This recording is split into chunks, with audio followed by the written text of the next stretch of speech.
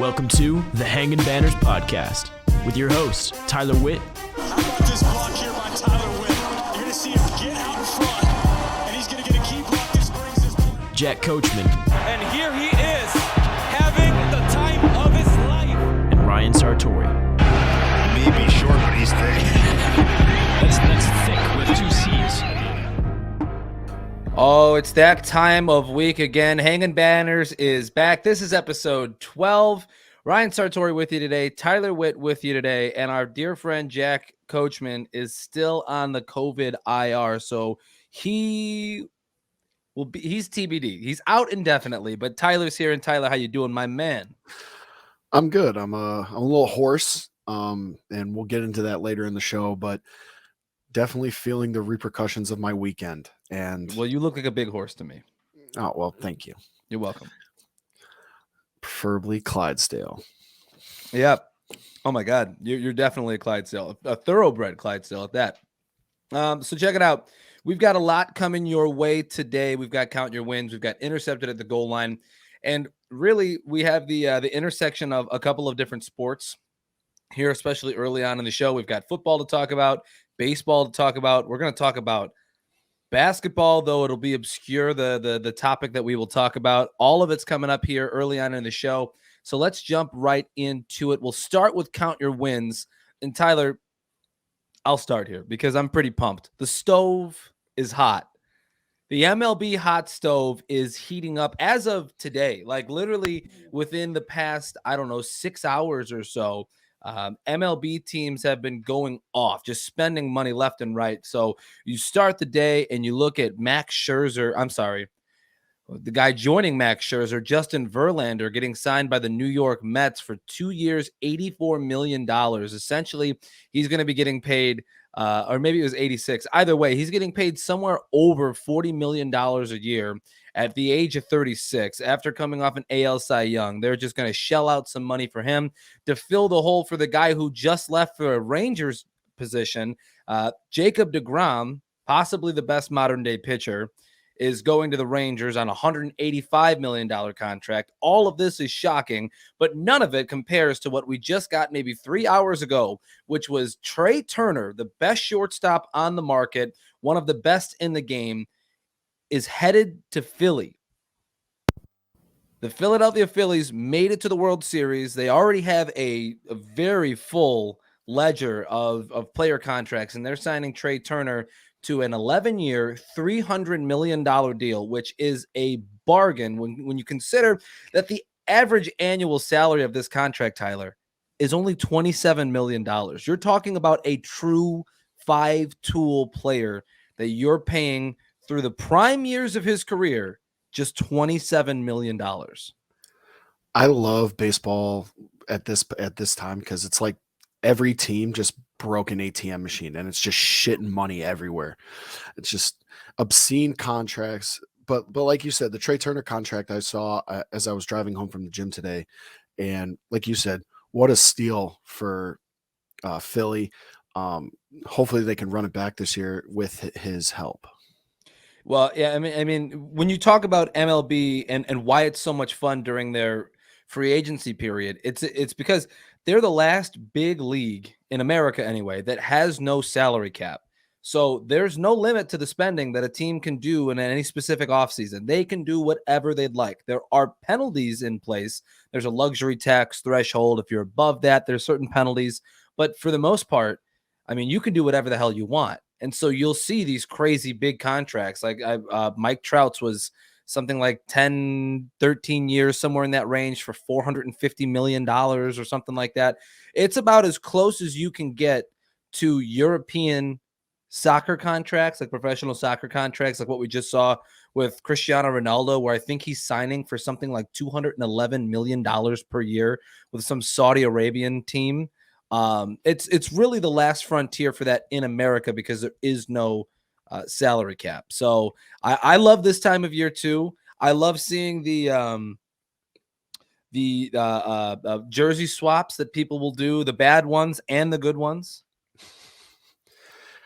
It's very, very exciting time. Like you said, I mean, you could wake up one day and then a team just decided, you know what? I'm going to spend a shit ton of money today and just change the course of the team for the next 5 to 10 years. Sure. No, that's exactly it. Or yeah, you said like 5 to 10 years. Like you could be changing the next decade of your team's career. The shortstop market now I think is going to be relatively interesting because you have Turner signing for $27 million. That's going to dramatically impact the amount of money players like Dansby Swanson and Alexander Bogarts, like the money that they get is going to be impacted. I don't know how impacted Carlos Correa will be in this market, but I mean, they were hoping whoever signed first in this huge group of shortstops, they were hoping whoever signed first was going to get paid like 35 mil a year because that opens up their kind of leveraging and like, hey, if he's making this, I need to make that. Turner signs for a bargain deal to go play with Bryce Harper again. And now it kind of resets things a little bit. So I'm very excited. I think over the next 7 days, we're going to see a lot of movement. The winter meetings are happening right now in San Diego, and this is typically where GMs go in and start wheeling and dealing and making trades and stuff like that. This is where business happens, right? Like your typical Fortune 500 companies, business happens on the golf course. In baseball, business happens at the winter meetings, this 5-day stretch where everybody's just kind of having like a hero-gasm, so to speak, at baseball-gasm at the winter meetings. So with that, let's move forward because you need to explain exactly why you're so hoarse. I've noticed it. You may be even short-winded this week, but why are you so hoarse? So I got a ticket to go to the Big Ten championship game. One of my friends on the team, Austin Burton, he was able to scrape together one extra ticket for me, and I got some pretty damn good seats to watch the Big Ten championship in Indianapolis. And I cheered my heart out.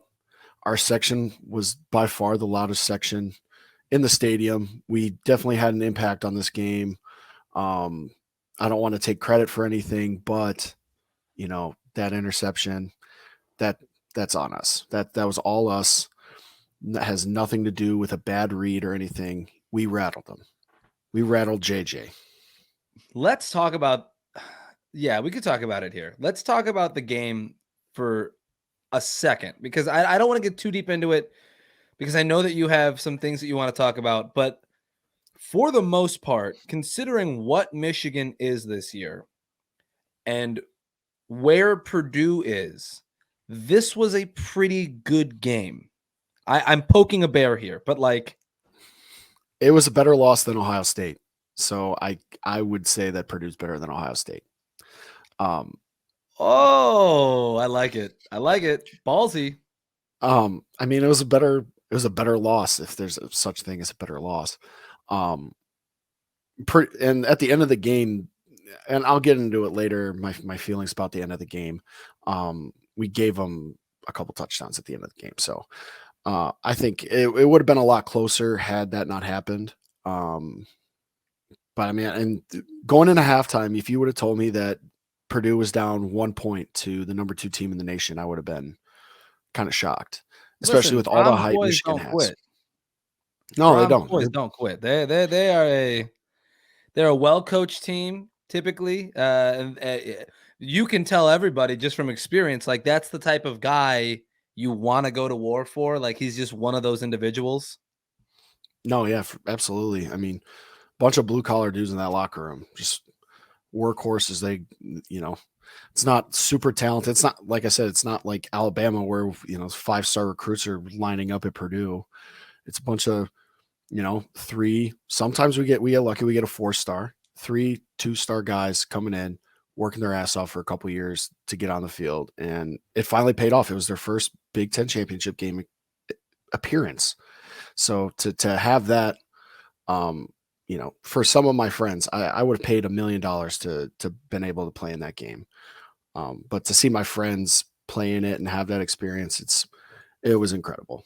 All right. Well, before we give too much away from what's grinding your gears a little bit later, let us move on to some other things. We can keep that same rage that I know you're feeling and move on to intercepted at the goal line because certainly this is the worst of the week segment, and that's got to make you feel a little upset. So intercepted at the goal line. I'll let you take the lead, fellow. So my my interception at the goal line this week came last night during the Monday Night Football game with the Colts, and again I'm feeling really down about my take about Jeff Saturday. Kneeing at the end of the game down 35-36 points to the Dallas Cowboys absolutely is just a heartless, just gutless, mercy kneeling decision. You just gave up. Like, Yeah. okay, like I mean, you could fight till the last whistle at least. Like, have some pride about yourself, but you can't have pride about yourself when you're down 35. And you know what? Yeah, let's just phone it in. Like, it's very aggravating, and it will relate to my grinding my gears later too, because Sure. it all relates. It all relates. Sure. I mean, it was a surrender game, but like that fourth quarter was just like the fourth quarter was miserable. If you're a Cowboys fan, it was incredible. Like maybe one of the best defensive quarters I've ever seen put together by a defense, just by turnovers alone, right? But if you're the Colts, you just want to get the fuck out of there. I guess there was no reason to keep trying, but at the same time too, like it's football, and you're like it's like the whole like never surrender mentality, like. You're never supposed to just be like, all right, yeah, you got us. We're out of here. We'll kneel with however much time left on the clock. The sick part about it was, in the first half, this was a game. This could have gone either way. It was a close game, and then you just have an absolute goose egg. Giving up 33 in the final quarter is unheard of. This is the dog-friendly podcast. We want to say hey to all the dogs listening out there who might be cocking their head sideways right now. Which dog is that? Is that Mona or is that That is Dixie. That's Dixie May. That's right. That's right. The most smartest dog in the whole wide world. No, but yeah, again, there's so much that we want to actually get to later in the show. So these are just kind of like fillers at the moment, but promise we're going to get to all of this stuff more in depth as we move through here. So my intercepted at the goal line, I think, is pretty freaking hilarious. So what's not funny about the situation is kind of what led up to it, but you need the context to kind of understand the hilarity of the situation. So Kanye West had a manic episode this past week and was on the Alex Jones podcast, internet show, whatever it might be, and just being overtly anti-Semitic is probably the best way that I can put it. I mean, somebody needs to help this man psychologically. Like, he needs actual help. That's a different conversation for a different time. But he has this whole manic episode on the Alex Jones show, and then leaves and then takes to Twitter because his Twitter has been reinstated by Elon Musk, and just starts firing from the hip, just random stuff left and right. And he leaves us before he goes to bed with, I want everybody to know that Chris Paul slept with Kim while I was with her. Good night. Moments later, Chris Paul was announced as unavailable for the Phoenix Suns in the game that they played. But just Chris Paul catching a stray out of nowhere. Chris Paul just catching a stray bullet, be like, whoa. It's like that. It's the 50 Cent clip, and he's saying fuck T.I., fuck someone else, and then he said fuck 50. What do you say fuck me for? I mean, it's just funny how the internet works, right? Like, just like the instantaneous nature of it. Like, you could talk about it all day long, but like, it's like living it's like living Mad Libs, honestly. Like, in any way, shape, or form, whether it's about Kanye, whether it's about just the internet in general, like any day on Twitter is just living a game of Mad Libs. Like, insert person, Kanye West, insert salacious act, slept with wife, insert social media platform on Twitter, right? Like, it's just like you fill in the blanks, and it's like, yeah, I guess this makes sense, but I would have never guessed this to be an actual real like situation that happened. Yeah, it's every day I stray farther from humanity and sanity, because You just go on Twitter. You don't know what you're going to expect.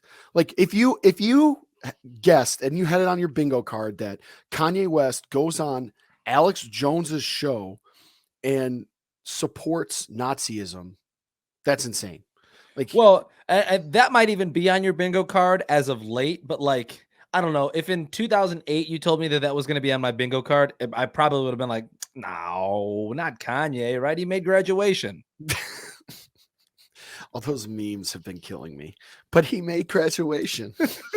Just rocking in your chair, like, Yeah. why? I mean, and this is one of those situations where it's really hard to separate the art from the artist because, like, I don't know why, but just because it is. So somebody took time. Again, this is on Twitter because Mad Libs. Somebody took time to make the all Kardashian team.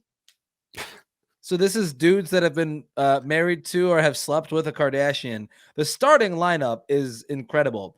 With the addition of Chris Paul at point guard, you also have James Harden, Ben Simmons, Blake Griffin, and Tristan Thompson. That's pretty great. Coming off the bench as the sixth man is Devin Booker. And then don't forget about Chris Humphries, who was married to Kim Kardashian for like 6 months. Lamar Odom, who was on crack. And then Jordan Clarkson and Rashad McCants. I don't know who that is. But I mean, like, that is a pretty formidable, like, 10-man rotation. Who was on crack?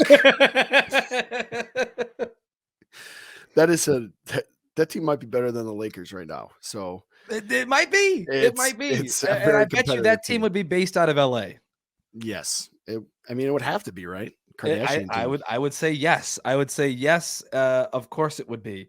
That is my intercepted at the goal line. Is Chris Paul caught a stray? We're gonna do NFL talk. But I forgot my notebook in the other room. And so Tyler is going to keep you entertained with something off the cuff while I go and grab that. Tyler, take the floor. Give him something. Give him anything. I'll be right back. Tell him a story about your bunny. Well, while Ryan's gone, I could tell you a story about the worst pregame speech I've ever received. We were sitting in the locker room. This is when I was at Western Kentucky University. I think it was 2018. We were in the locker room. We had a really, really bad season. We lost a bunch of games. I think we only won 3 games total. But we're in the latter half of the season, and we're getting ready to go. We're playing Old Dominion, and our head coach comes in, his name was Mike Sanford at the time. And he comes up and he starts rallying the troops, and he's like, all right, bring it in. We say our prayer and we get ready for him to give us a, pregame speech, say a little something. He gets up and he says, guys, all we have to do is go out there and not lose, and we'll win this game. Not only did he say it once or twice, 3 times he repeated it. If we go out there and we don't lose, we'll win this ball game. Expecting all of us to get up on our feet and start cheering, like going crazy. That was by far the worst thing he could have said. And it led to one of the most heinous losses in my career as a football player. It's actually was a not top 10 play, and you can still find it on YouTube. Watch Western Kentucky versus Old Dominion in 2018, the end of the game. It's up there. It's Who gave this speech? Mike Sanford. Recently fired interim head coach for the Colorado Buffaloes. Oh, wow. Yeah, that's not great. That's not good at all. Okay. No. All right. Well, thank you for that story, Tyler. Thanks for buying me a little bit of time, and thanks for saving me a little bit of time in the editing room as well, because I just don't want to go back and edit it. Don't make me do it. All right. But let us jump into the 1-point rundown from NFL Week 13. Yes, the NFL Week 13. All right, we start Washington at the Giants. If you actively play for a tie, I feel like you should just lose. Ron Rivera in the closing seconds of this game was actually playing for a tie, which, again, should be counted as a loss. The Jets at Minnesota. Snickers Zach Wilson makes the Jets an actual playoff team. versus hungry Zach Wilson, which is the one that they sat. That's just kind of the comparison I've made in my head, Tyler, is that Zach Wilson himself is hungry Zach Wilson, and Mike White is Snickers Zach Wilson. Cleveland at Houston. I legitimately enjoyed watching Deshaun Watson suck it up. It was great. It was fun. I also want to know when the first massage celebration is going to happen after he's been intercepted or sacked. Holy shit. I want somebody to act like they're like massaging the football or just the air. I think that would be fun and a good troll. Tennessee at Philly. AJ Brown went 8 catches for 119 yards, 2 touchdowns, and I still don't feel like that was enough for his revenge game. Like, it felt like he wanted to do more and maim the Titans in some sort of way. Denver at Baltimore. This was this week's game of the week. It was a football game, but it wasn't a good one. Jacksonville at Detroit. Cue the Undertaker meme, but instead of Undertaker sitting up, it's actually DeAndre Swift sitting up and showing up. Pittsburgh at Atlanta. I don't have any notes on this game. This was like one of those games that happens during the week where you're like, this game occurred. This was like a real NFL game. So I asked the question, do you think either of these teams could beat Georgia? Happened in the same stadium. I would say no. Buffalo at New England. Buffalo now the number 1 seed in the AFC, and I legitimately have no notes on this game. Like, if you would have told me the Bills beat New England 24-10 back in, I don't know, August, I would have been like, yep, that's the score, and that's exactly what happened. Green Bay at Chicago. Aaron Rodgers still owns the Bears and the world's shittiest haircut. Some things are just evergreen. The Chargers at Las Vegas. Officially, and with my chest, I tell you, the Chargers are bad. Also, is there a point where we start considering Josh Jacobs for the MVP conversation? He's just 802 yards away from the NFL record for yards in a single season. Kansas City at Cincinnati. I feel like the Bengals really only ever show up for big games. Joe Burrow only ever shows up for the biggest games of the season, and maybe that's what makes him great. Miami at San Francisco. This is my best Emperor Palpatine voice. Henceforth, he shall be known as Jimmy IR Spot. Jimmy G, done for the year with a broken foot. Indianapolis at Dallas. Please stop kicking Matt Ryan. He's already dead. Stop kicking him. He's been dead for weeks. Also, did you know that the Colts have fumbled 30 times this year? 30 times? That's a lot of fumbles. Officially, we are recording before the Monday Night Football game. It's New Orleans in Tampa, and this is just already my 1 point on that game. Who's ready for a 3-0 final? Because that's just how that matchup has been going the past couple of years, and that is the 1 point rundown. Yeah, so I think I want to start with the Lions game. Lions Jaguars. Yeah. What a win by the Lions. I mean, absolutely dominating them on all aspects of the game. All fronts. It was a teeth kicking. Yes. But that's a good Jaguars team too. And the Lions have been good. Like, I mean, their record isn't stellar, but they've hung in nearly every game. Yeah, I think the Lions, where they're at, I talked about them earlier in the season as being a team that like was unrepresentative of their record, right? Like, their offense to start the season was incredible and had a lot of people guessing, and nobody really could catch up with all of it. Then everybody did. Now they're back. I just feel like the Lions are a defense away from being like an actual competent team, possibly a quarterback too, right? Because like Jared Goff is like your now solution, but I don't feel like he's your Super Bowl solution. But maybe he is. I don't know. When you look at the fact that they've got Jameson Williams coming back, and they've got incredible production from Amon-Ra St. Brown this year, and they've got a stable of running backs this year. I don't know how long Jamal Williams hangs around because he is currently leading the NFL in touchdowns. But you still have DeAndre Swift, even if he does leave.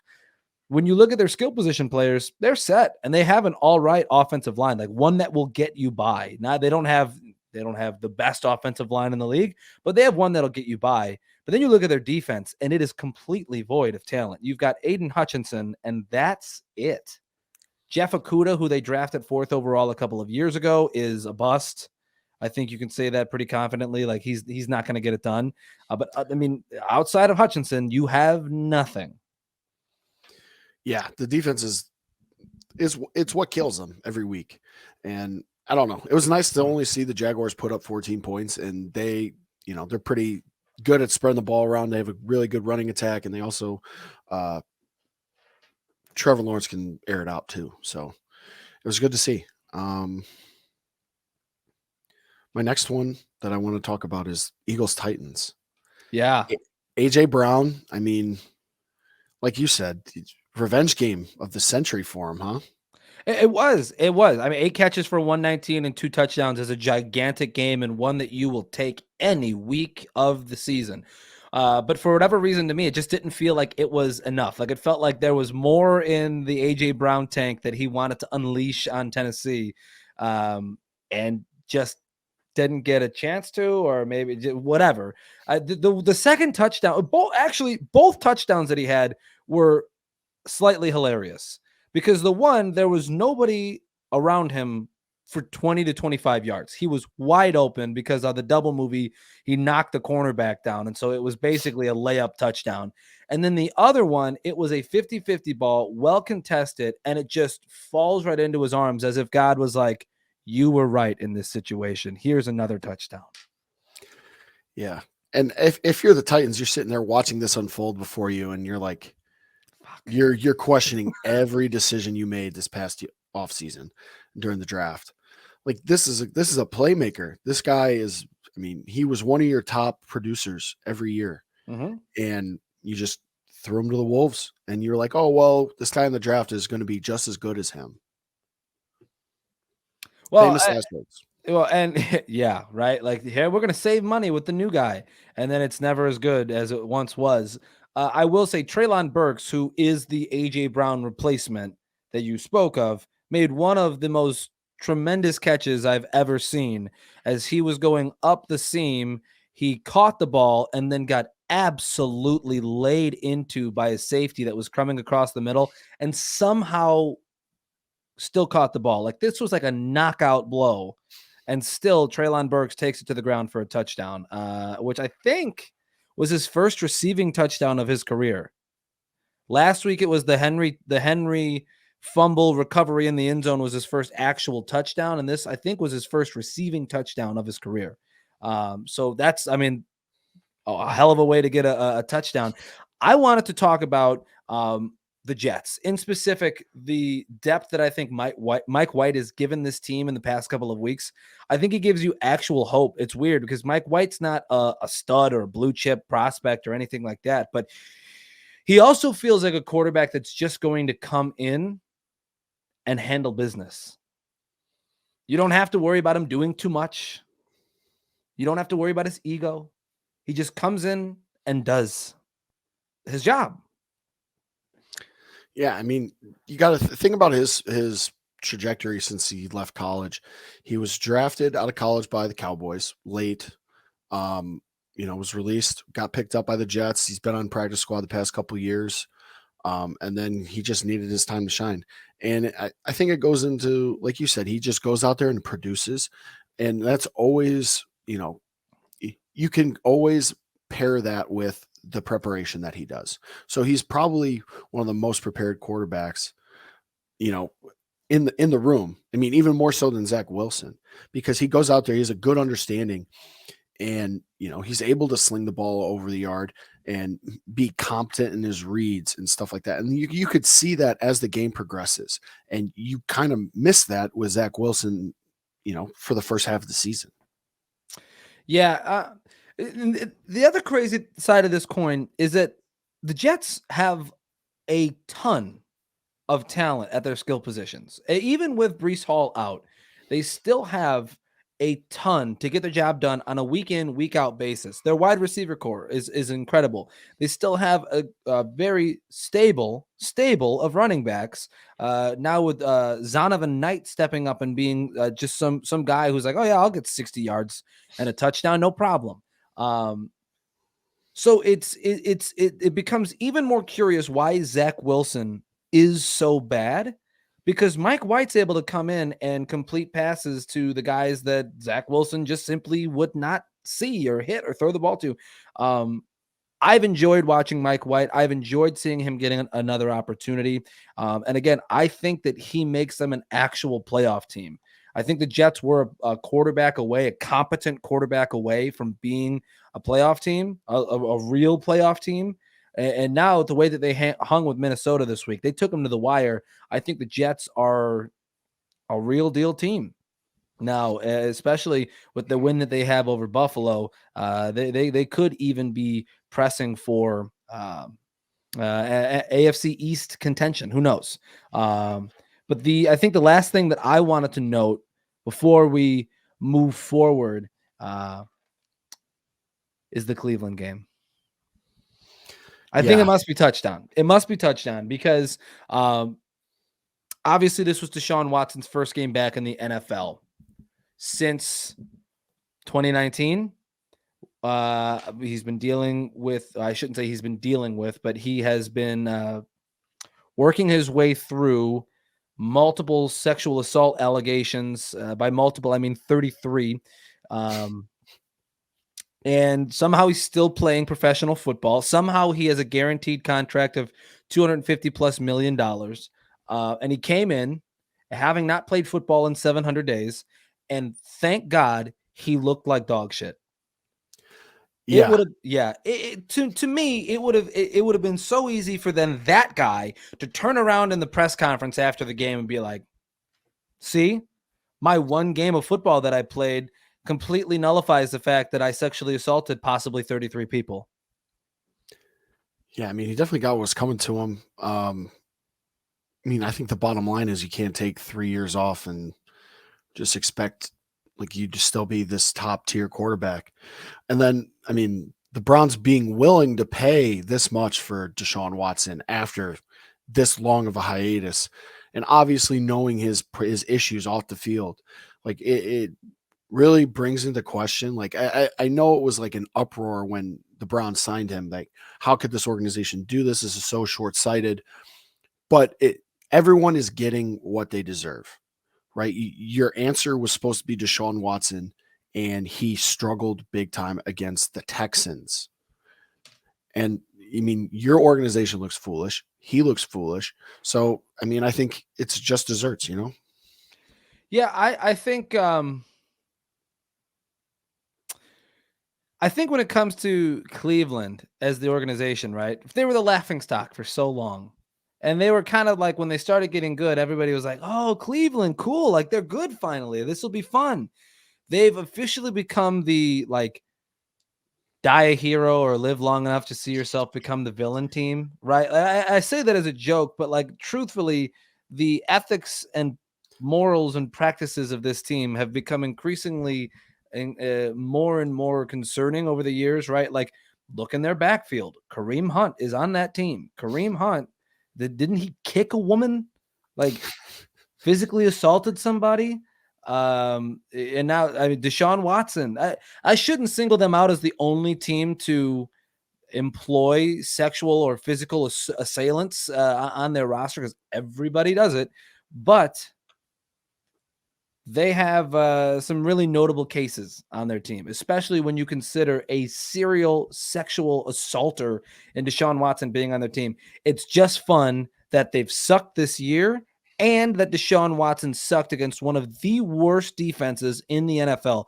And it wasn't even like throwing interceptions, though he did that. It was throwing low to open receivers, like streaking across the middle of the field. It was looking lost in the pocket, like NFL speed looked brand new to him.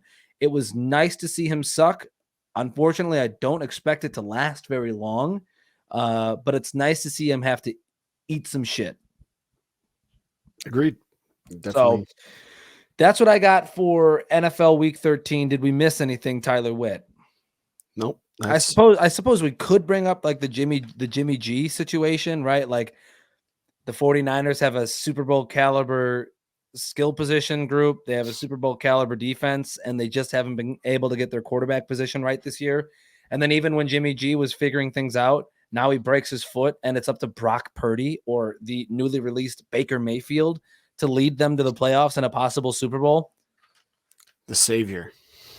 That might be the most poetic justice of it all. Like, imagine Baker Mayfield is the guy to jump into the Kyle Shanahan offense, and then magically, boom, he's like, I get it now. I can play football. This seems fine. Leads them to a Super Bowl, and the Browns are left paying a fully guaranteed contract to a guy like Deshaun Watson, while Baker Mayfield, who is much maligned in Cleveland, goes on to win a Super Bowl. That would be a fun storyline in football. That would be great, especially after his stint with the Panthers. And you hate to see that happen, but it's just a bad organization right now. Yeah, and real quick on the Baker Mayfield front, the draft pick from Cleveland would have been a 4th-round pick had he played something like 70% of the snaps in Carolina this year. The Panthers wanted him gone so bad off their roster, just to open up that roster spot, that they were willing to cut him and accept a 5th-round pick instead of a 4th-round pick, which in the NFL, jumping up 32 positions in any round of any draft is going to get you a significantly better player. Yeah. So that's what I got. It's time to unleash that rage that I know you have inside you, kid. Yes. Time. What's grinding those gears? I know you got the Purdue peon this week. Let's break this down. Listen, alma maters are alma maters, right? Allegiances lie where they will. When you go to a school, be it for a year or two, right? North Central for me, there's a lot of emotion there. You want to see your guys win. You still have friends left on the team. They get to go to the Big Ten championship. You're there. But something's really eating at you about this.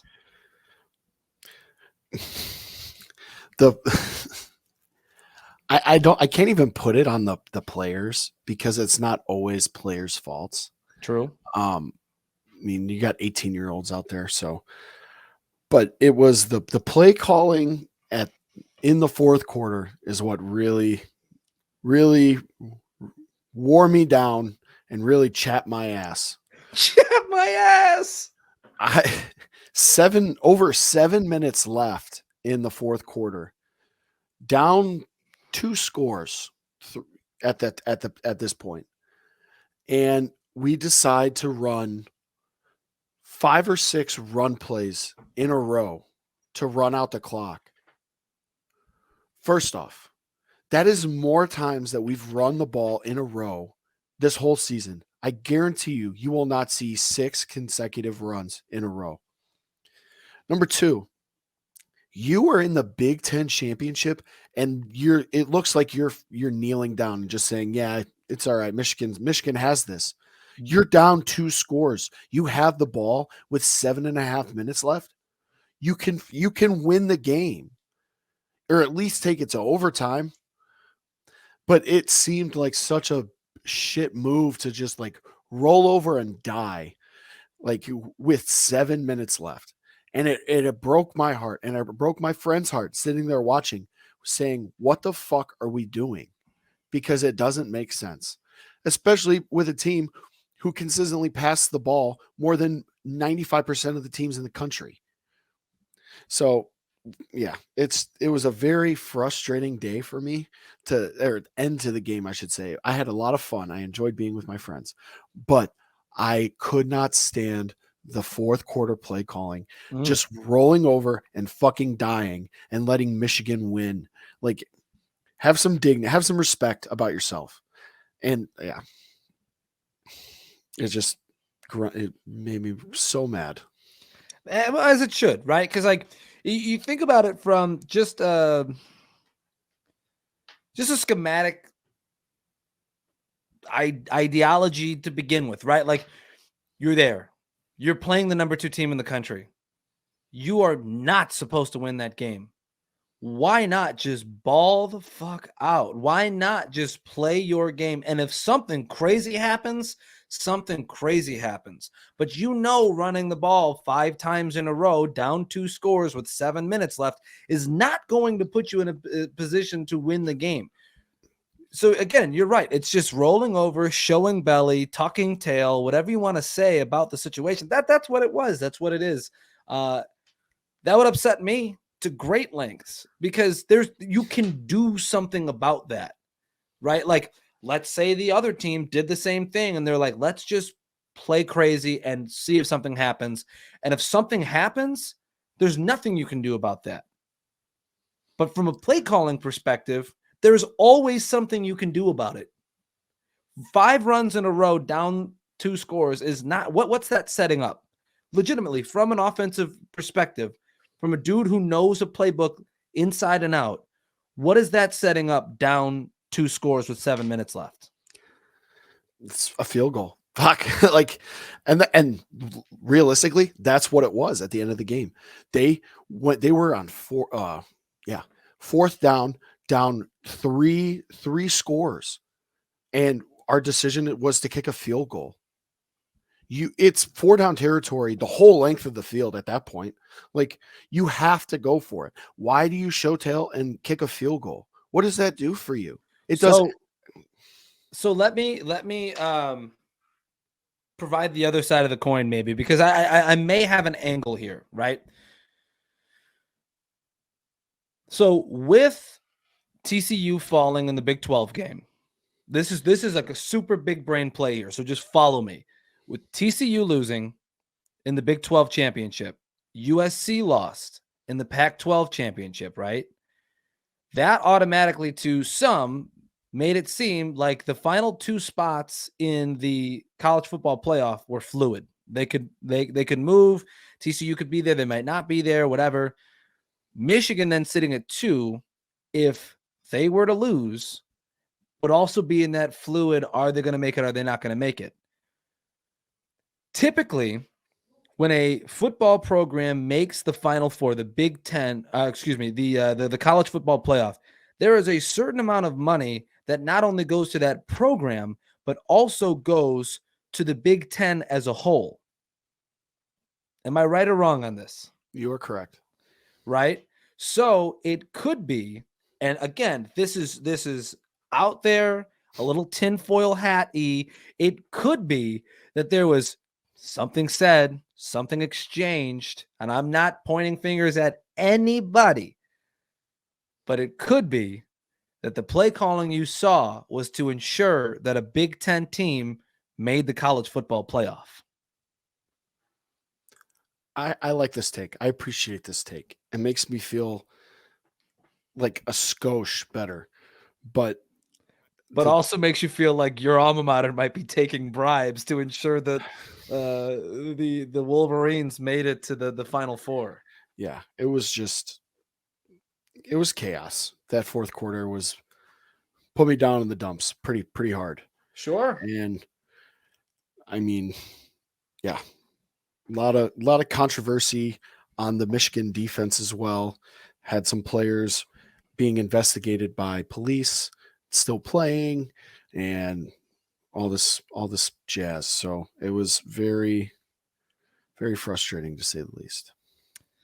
Yeah. No, I would be in the same boat as you. Unfortunately, I'm not, because my alma mater, North Central, is currently in the national semifinals for Division III football. This Saturday, they're hosting the first ever semifinal in football in school history.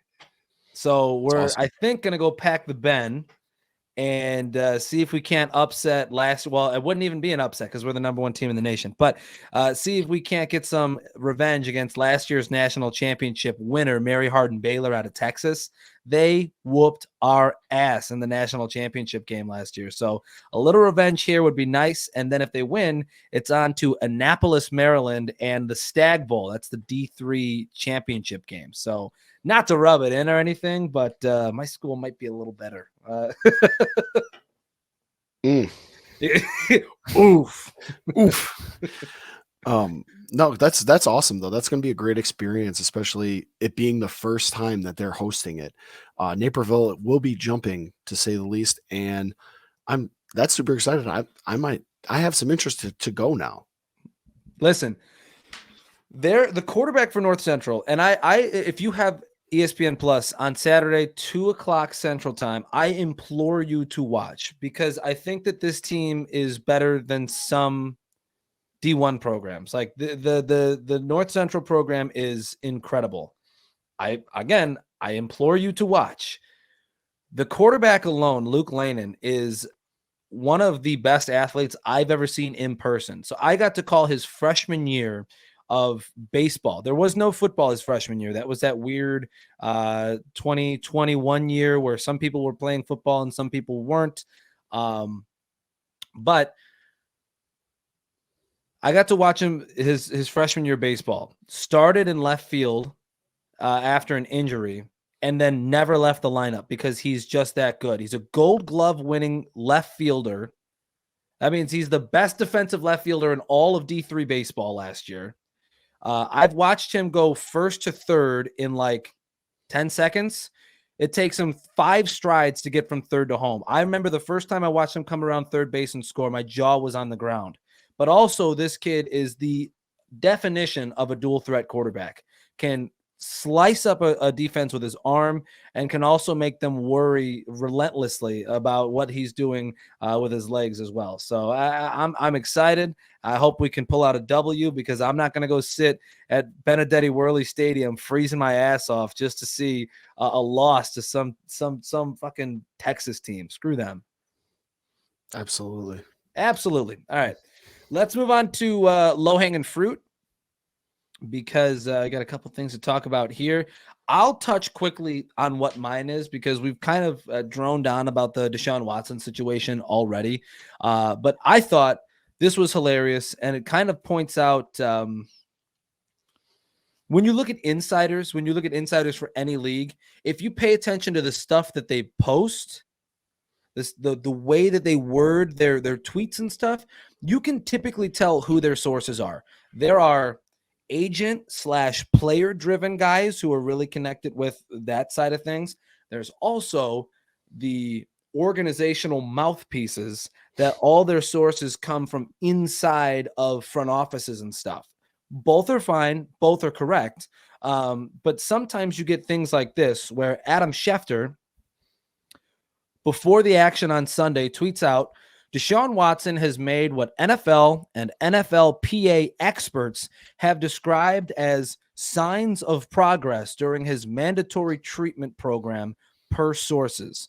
So essentially, Adam Schefter is reporting on the fact that Deshaun Watson has shown the ability to not sexually assault masseuses or other professional women in the past 3 months. Somehow, this deserved a round of applause. So congratulations to Deshaun Watson on not being a piece of shit for 3 months. Way to go, bud. Unbelievable progress. That's so good. Basically, everything you're taught not to do your whole life, he did it for 3 months and gets a congratulatory tweet. All he had to do was keep his hands to himself. Who would know that would ever be so hard? Deshaun Watson. Everybody, that's what I got. Well, moving on to my low-hanging fruit. It's still in the football world, but we're going back to college football. Now that my anger is out, I can sit back and laugh at this because this is kind of hysterical. So Scott Satterfield was the former head coach of the Louisville football team. Make sure you say it from the back of the throat. It's like, Louisville. He had a very mediocre tenure at Louisville, but he was just hired to do the Cincinnati, or to be the head coach of the Cincinnati Bearcats, which is a pretty high profile job considering Luke Fickell left very suddenly for Wisconsin. Though there's a big issue though. Louisville is playing Cincinnati in their bowl game. They're playing at Fenway Park. I didn't know this. Yes, and they also have to share a sideline. So You could, in theory, have Scott Satterfield on the field, just walking back and forth to both benches, And he wouldn't be wrong. and he wouldn't be wrong. Um, the first question that was asked to Scott Satterfield about at his press conference is, "Will you still coach in the bowl game?" And Satterfield responded, "Which team are you referring to?" So just a very funny situation to be a part of. He's technically the coach of both of these teams until he decides not to be. And so, yeah, it's a very, Okay. very interesting situation. So take me through this. I don't know if you ever went through this in your college experience, but have you ever had a coach leave, not be fired, but leave for a different opportunity, like a head coach? Yes, in 2016, Jeff Brom left Western Kentucky to go to Purdue. Oh, and yeah, that's right. yeah. Okay. So, all right. In that situation, what kind of emotions does a player harbor towards their coach who likely recruited them, brought them up through the system, and now that guy just leaves? And understandably, like, people climb the ladder. It happens in college football all the time. We kind of vilify college football coaches for doing those things. Some deserve it. Some I don't think really do. But like, what are the emotions that get stirred up with that? So I think, well, you got to think when this happened for me, it was prior to the transfer portal era. Right. So now I think it's more of, okay, your coach leaves. Okay, that's another landing spot for you. So if he levels up, then you can level up. It's kind of evens the playing field for players and their coaches. Previously, I would say it was you didn't really feel like a super like anger towards your coach because I was playing at Western Kentucky. He was making like maybe under $1 million a year to get a $20 million contract to go to Purdue. Right.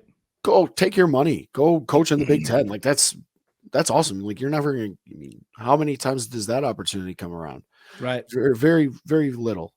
And I would say where issues come about is when your AD is going to replace the coach. So on Western Kentucky's team in 2016, we had a really rock solid staff. We were blowing everyone out. It wasn't even close. It was the most disgusting feeling walking out on a field and knowing that you're going to win almost every game.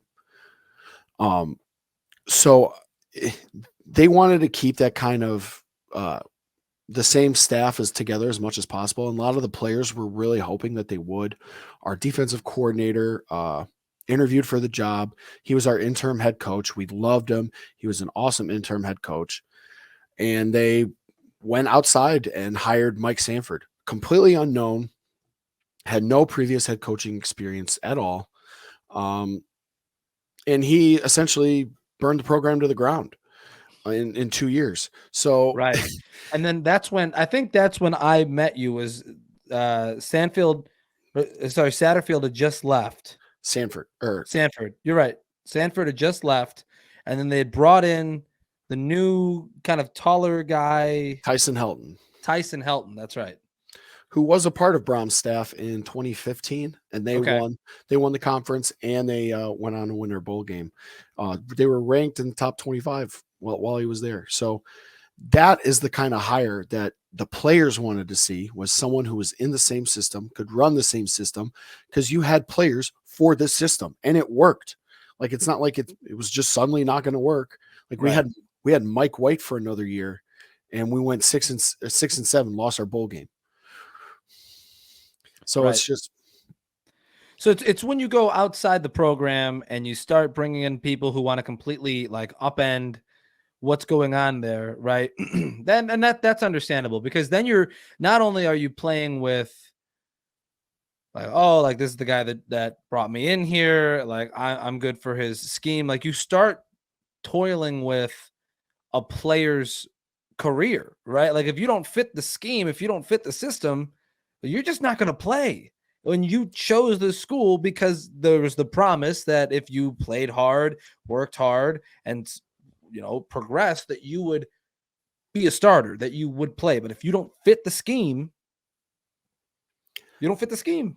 Yeah. And I think this is a very prevalent actually right now, because if any of you watched the Deion Sanders introductory meeting with his team when he Sure. first sat down and met with them, he told them that, that's exactly what he's doing. If you don't hit what he's looking for, go to the transfer portal right now.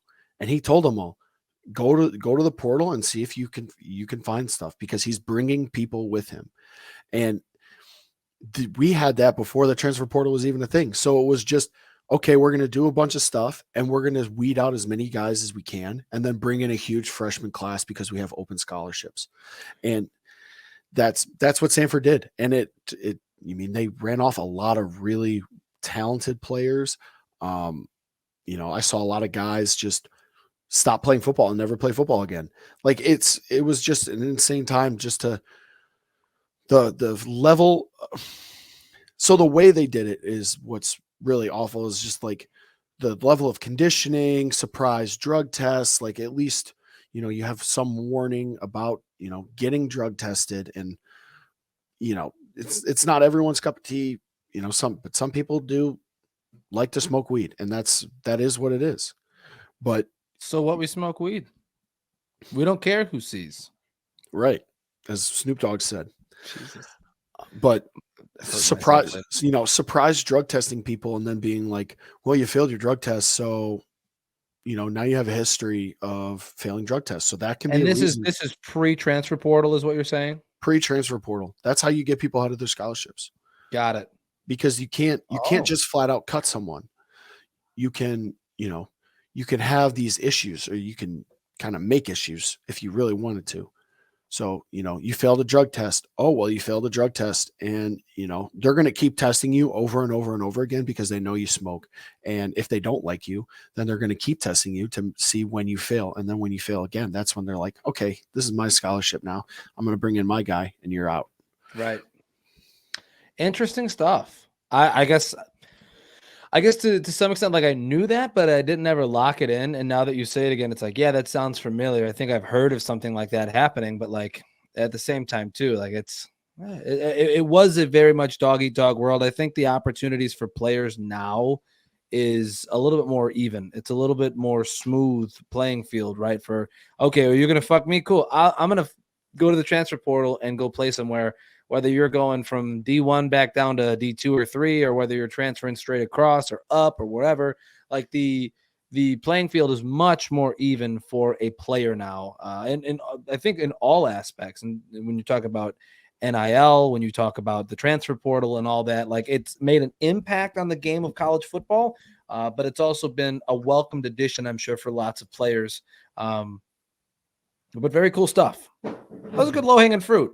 Straight away from like making fun of the fact that Satterfield is going to be coaching both sides of a sideline, but still very valuable information there. And Tyler Witt, that's why you're here, man. That was the good stuff right there. Okay, so kind of stemming from that, for the closing segment of the week, hang your banner. You have transfer portal written down. Yes, I do, and tis the season. It's transfer portal season. Today was really like my brother just exited the transfer portal. Craziness. But it's literally the first day that football players can, start getting into the portal, because it's bowl season. So you could sit out a bowl game. Who cares? And find your new home and start taking visits. And, it just comes down to like the fairness of the players. When coaches leave and stuff changes, they get the ability to transfer and alter their situation for the better. Like, I would not be where I am today without the transfer portal. If I didn't have the opportunity to come play at Purdue, I probably wouldn't have had the experience to go play in Canada. I wouldn't have been nearly the player that I am right now. So I owe a lot to the transfer portal. I think it's such a great tool. Yes, the statistics are insane. As far as like how many people are in it, as of 11:30 this morning, 700 names were added. Wow. So I think there is somewhat of an issue with players who don't understand their value as a player going into the portal, just because they're like a second or third string guy and not taking the time to develop at a school, versus someone who's like a who would technically be a grad transfer player. You've played, so many games. You understand your value that you bring to a team, and you'll find a home. a lot of kids are just enter the portal and don't find a home. And it's really sad because a lot of them don't end up playing football again. But It's like, have you seen the movie Inside Out? yeah, You know how Bing Bong got lost in like the forgotten zone or whatever, and he got yeah, erased. Like that's the reality for people who enter the transfer portal. Some people come out, and some people end up like Bing Bong. yes. But I would like to highlight in my banner the positives of the transfer portal. New beginnings, Sure. people who need a change. They want to become a better player. They want to play at a higher level, or maybe they haven't played at the high level and they go down a level. Like it's such a great tool for athletes who understand how to use it and are realistic with themselves. It is I can't say enough good things about the transfer portal. Well, and for young men who don't quite have a full grasp on what it is to make a big life situational decision, like what school you're going to go to. People, regular people, non-athletes, just students, transfer schools all the time. I went to 3 different schools in the 6 years it took me to learn how to do this and talk into a microphone.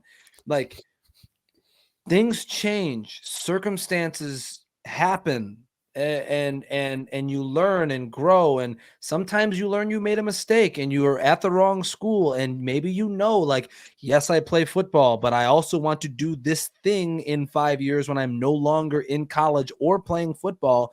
So I need to make sure that I'm at a school that offers the right stuff for me. Like for you, being an engineer and going to Purdue for your graduate program was probably a win-win situation because you're playing Big Ten football and you're also going to a school whose mascot is a goddamn Boilermaker. Yes. No, it worked out really well. And I was able to get my master's from a top university in the country. Right. And I wouldn't have been able to do that at Western Kentucky. It's just I got to play at Ohio State. I got to play at Notre Dame. I got all these great experiences with new friends, new people, and it was good. You don't have to pigeonhole yourself for 6 years in the same place. Yeah, well, and hats off to the transfer portal.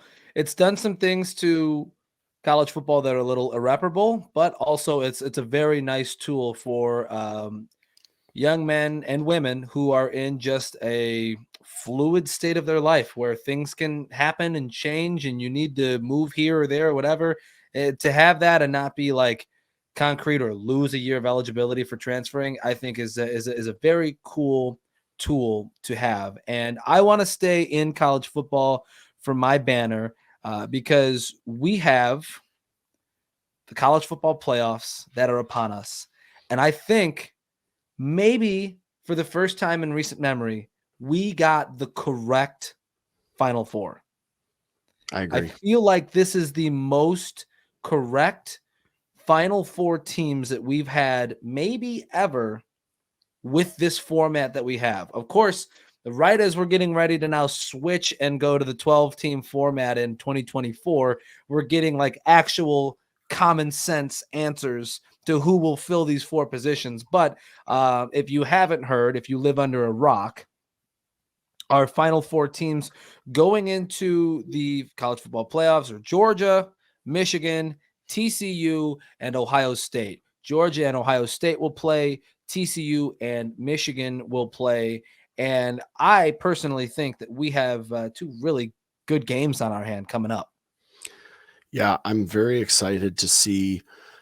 Well, first off, the monstrous challenge Ohio State has after losing pretty badly to Michigan, now playing a team that I believe is way better than Michigan in Georgia. That's going to be a beast of a game for them. But I think the more entertaining game is going to be Michigan TCU. I think TCU has a very explosive offense, and Michigan is a pretty complete team. So it'll be a nice, a very competitive game. Super excited to see what shakes out and who ends up in the championship because honestly, it could go either way. Yeah. No, I mean, and I think Max Duggar, is that his last name? Yes. Duggar has taken the world by storm.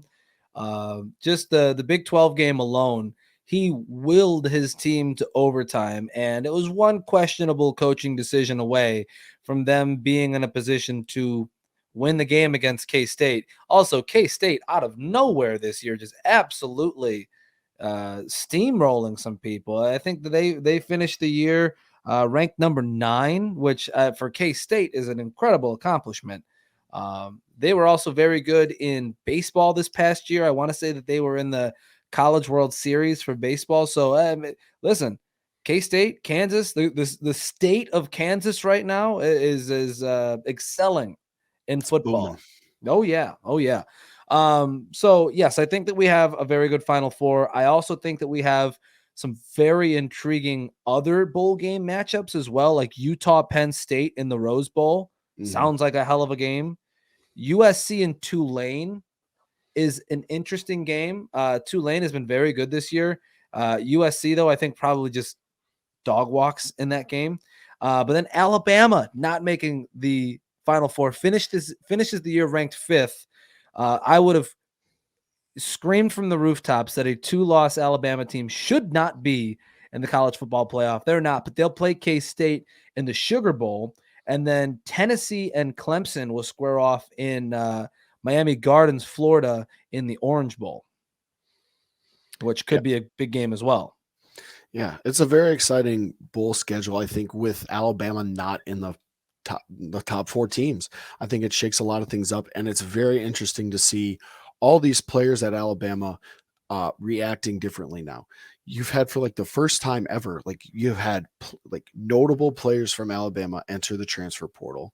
You've had multiple guys say they're skipping the bowl game because for them it doesn't matter.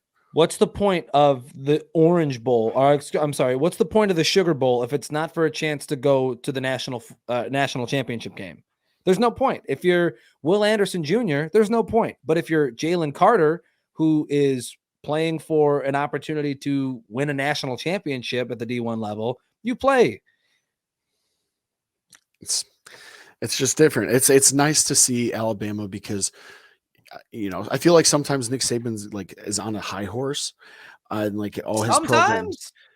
Well, his program is is elite, and they're a great program. Don't get me wrong, but it's just our players would never miss a bowl game, and then now you see like all this stuff happening as a result of them not making the playoff once. Yeah. Well, and you see how fragile life can be. I will say the one bowl game that conflicts me the most is the Citrus Bowl taking place in Orlando. LSU and Purdue. Who do I root for? I mean, because okay, so maybe for those who don't know, college football was dead to me for many years of my life, and the 2019 Joe Burrow-led LSU team made me excited for college football. Like, I sat down to watch football because of the LSU Tigers. Of course, also having a friend that I could actually watch on live broadcasts, not just like something that was streamed, was very cool too. So with your last stop in college being Purdue and LSU being the team that helped me kind of figure out what the hell college football was, those are like 2 of my favorite teams. And so who do I cheer for in that game? I have no idea. See, I think for the sake of this podcast, you have to cheer for LSU, and then we have to make some kind of bet. Okay. So I need to start scheming something up before January 2nd. Yeah. I mean, it could be something as simple as, okay, well, I'll have to wear like an LSU shirt, or you have to wear a Purdue shirt, something like that. But I mean, it has to be more creative. I love Purdue. I know that's Purdue hoodie. It's one of my like frequently worn sweatshirts is my Purdue hoodie. So we'll have to definitely workshop this, but I think it should be in the works. And maybe COVID-ridden Jack can come up with something and kind of monitor COVID-ridden Jack. So we have, if you look on the YouTube stream, we have our Twitter handles here. From now on, his will be COVID-ridden Jack. It will no longer be Coach Coachman. It's COVID-ridden Jack. So make that note, because I know he's been listening to these. So Jack, make that note. You are COVID-ridden Jack from here on out. That's what I got. I got to get to work thinking about what our bet's going to be. Maybe I'll make you host one of these. Maybe I'll make you like the focal point. If LSU wins, you are thrust into a leadership position on this podcast for 1 week. Well, maybe forever until LSU until Purdue beats LSU. It's like one of those situations. Anyway, that's the show. Episode 12 comes to an end. Tyler, did we miss anything today? We did not. I can't wait to go back and listen to the story that you told everybody while I was grabbing my notes. But thanks so much for tuning in. If you're still here, we appreciate you. Be sure to follow us on the socials. You can do that at Hangin Banners. There's no G at the end of Hangin, just Hangin Banners. And we'll be back next week with episode 13. Maybe I'll be here. Maybe Tyler will be here. Maybe Jack will be here. Maybe none of us will be here. That's probably the least likely to happen. But somebody will be here next week to make sure that you get episode 13 of the Hangin Banners podcast. Thanks for hanging out, and we'll see you guys next time. Peace. Okay, great. Thanks a lot for that look into sports, Brian. Yeah. And when we come back, we'll have one final look at weather. Stay tuned.